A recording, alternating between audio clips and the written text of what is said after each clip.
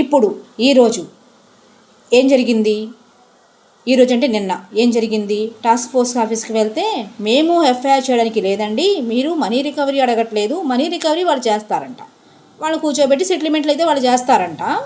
ఇది నేను బయట పెట్టకూడదు ఈ విషయం, కానీ సెటిల్మెంట్ అయితే వాళ్ళు చేస్తారంట. కానీ ఎఫ్ఐఆర్ చేసే రైట్ వాళ్ళకి లేదంట.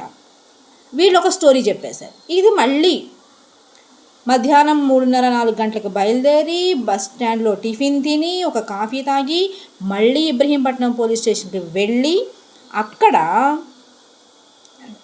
సాయంత్రం 6:30 వరకు కూర్చుంటే సిఐ గారు వచ్చారు. ఏది 4:30 to 6:30కి సిఐ గారు వచ్చారు. సిఐ గారు వచ్చిన తర్వాత ఏమైనా మా కేసు తీసుకుని మాట్లాడారా? ఆయన వచ్చిన తర్వాత మళ్ళీ ఆ హెడ్ కానిస్టేబుల్ గారిని అడిగితే అప్పుడు వాళ్ళకి కాల్ చేస్తే, ఎవరికి రెస్పాండెంట్స్కి కాల్ చేస్తే అప్పుడు వాళ్ళు వచ్చారు 9కి, 8:39కి వాళ్ళు వచ్చారు. వాళ్ళు వచ్చిన తర్వాత అప్పుడు మా కేసు వినడానికి నైట్ 11 ఒక లేడీ అడ్వకేటు నైట్ 11 వరకు పోలీస్ స్టేషన్లో కూర్చుంది. మొత్తం కంప్లీట్ అయ్యేసరికి 12:30 వరకు నేను కూర్చొని కేసు వినిపించాను.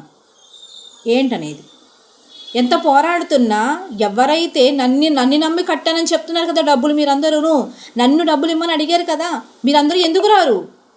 రాకపోతే మీరు మనుషులే కాదు కదా.